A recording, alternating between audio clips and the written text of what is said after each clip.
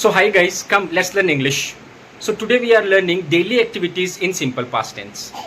So ಇವತ್ತು ನಾವು daily activities simple ಪಾಸ್ಟ್ನಲ್ಲಿ ಕಲಿತಾ ಇದ್ದೇವೆ. ಯಾವ ಥರ ಇರುತ್ತೆ ನೋಡಿ.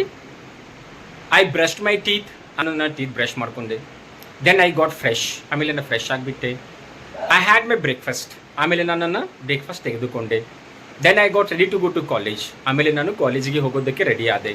ಐ ವೆಂಟ್ ಟು ಕಾಲೇಜ್, ಆಮೇಲೆ ನಾನು ಕಾಲೇಜ್ಗೆ ಹೋದೆ. I attended my all the classes, ಆಮೇಲೆ ನಾನು ಕ್ಲಾಸಸ್ ಅಟೆಂಡ್ ಮಾಡಿಕೊಂಡೆ.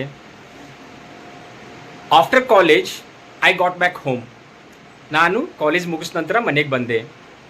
Then I had my lunch, ನಾನು ನನ್ನ ಲಂಚ್ ತೆಗೆದುಕೊಂಡೆ. I went to my friends, ನಾನು ನನ್ನ ಫ್ರೆಂಡ್ಸ್ ಹತ್ರ ಹೋದೆ. I gossiped with them for some time, ನಾನು ನನ್ನ ಫ್ರೆಂಡ್ಸ್ ಜೊತೆ ಸ್ವಲ್ಪ ಹರಟೆ ಹೊಡೆದೆ. Then I completed my college work, ನನ್ನ ಕಾಲೇಜ್ ವರ್ಕ್ ಏನಿತ್ತು, ಹೋಮ್ವರ್ಕ್ ಆಗಲಿ ಏನೇ ಕೆಲಸ ಇರಲಿ ಅದನ್ನು ನಾನು ಮುಗಿಸ್ಕೊಂಡೆ. ಐ ಹ್ಯಾಡ್ ಮೈ ಡಿನ್ನರ್, ಆಮೇಲೆ ನಾನು ಡಿನ್ನರ್ ತೆಗೆದುಕೊಂಡೆ. Then I went to bed, ಆಮೇಲೆ ನಾನು ಹೋಗಿ ಮಲ್ಕೊಂಡ್ಬಿಟ್ಟೆ.